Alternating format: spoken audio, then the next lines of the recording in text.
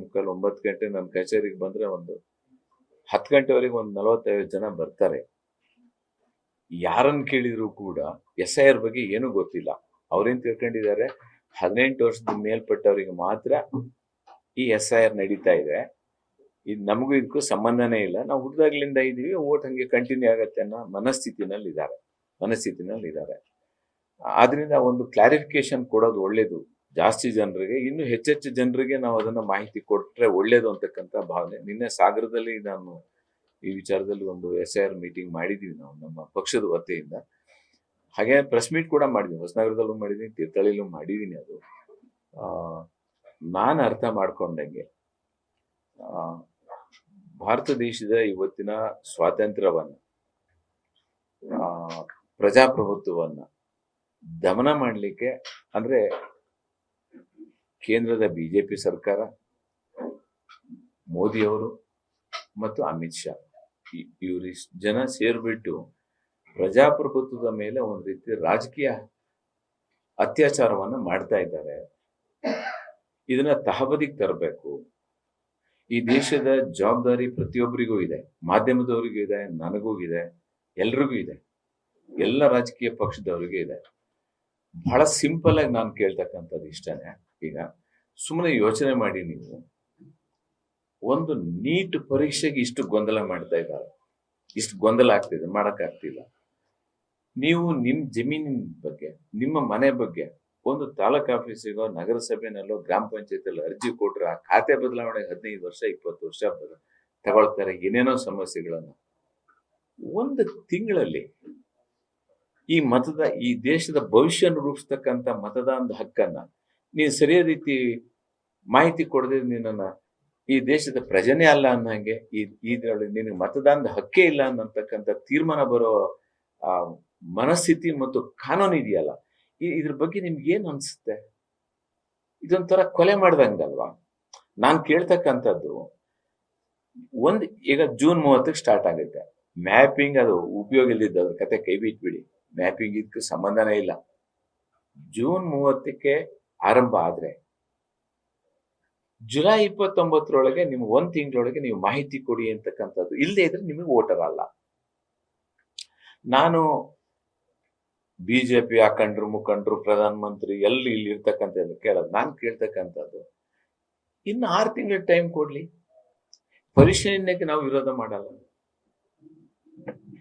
ನನ್ನ ಹೆಸರು ಆಧಾರ್ ಕಾರ್ಡ್ ಅಲ್ಲೂ ಒಂದೇ ಇರಬೇಕು, ಪಾಸ್ಪೋರ್ಟ್ ಅಲ್ಲೂ ಒಂದೇ ಇರಬೇಕು, ವೋಟರ್ ID ನಲ್ಲಿ ಒಂದೇ ಇರಬೇಕು, ಎಲ್ಲದರೊಳಗೂ ಒಂದೇ ಇರಬೇಕು. ಒಳ್ಳೇದದು, ಅದು ಪ್ರಾಪರ್ ಆಗಿ ಇರಬೇಕು, ಕರೆಕ್ಟ್ ಆಗಿ ಇರಬೇಕು ಎಲ್ಲವೂ. ಅದಕ್ಕೆ 1 ತಿಂಗಳ ಟೈಮ್ ಇದೇನು, ಏನ್ ನೀಟ್ ಎಕ್ಸಾಮ್? ಯಾತಕ್ಕೆ ಆ ರೀತಿ ಮಾಡ್ತಾ ಇದ್ದಾರೆ? ಎಷ್ಟು ಸಮಸ್ಯೆಗಳಿದಾವೆ ಅದ್ರೊಳಗೆ.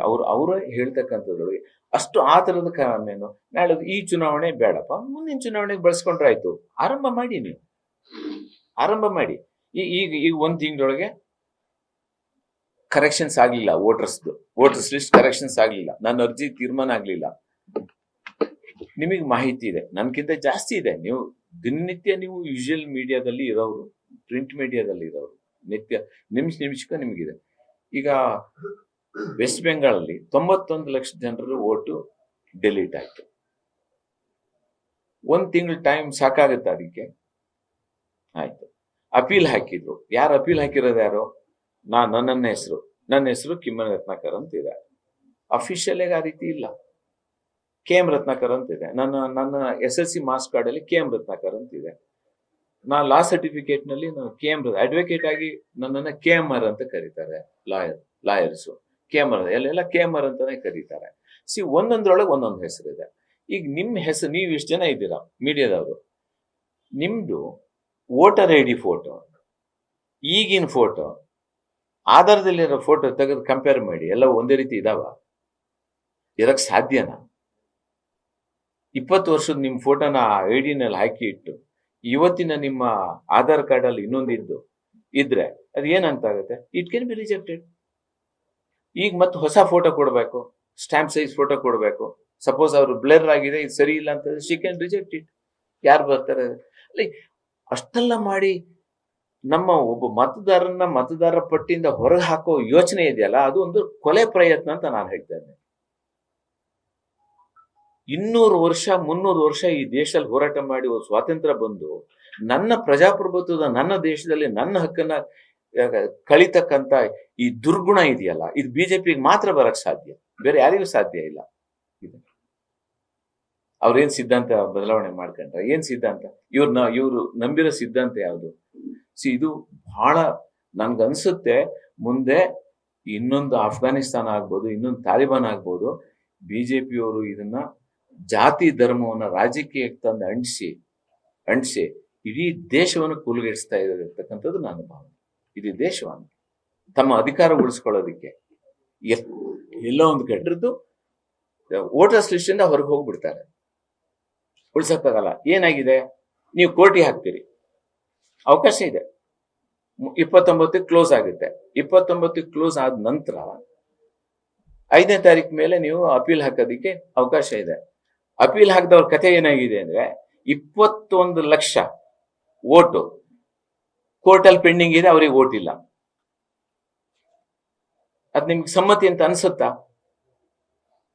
ಈಗ ವೆಸ್ಟ್ ಬೆಂಗಾಳಲ್ಲಿ 91 ಲಕ್ಷನ ಡೆಲೀಟ್ ಮಾಡಿದ್ರು, ಅದ್ರೊಳಗೆ 21 ಲಕ್ಷ ತಕರಾರು ಹಾಕಿದ್ರು. ಆ ತಕರಾರು ಇವತ್ತು ಕೂಡ ಕೋರ್ಟ್ ಅಲ್ಲಿ 21 ಲಕ್ಷ ಜನ ಓಟು ಪೆಂಡಿಂಗ್ ಇದೆ. ಅಂದ್ರೆ they are not allowed to vote. ನ್ಯಾಯ ಅಂತ ಅನ್ಸುತ್ತಾ ಅದು?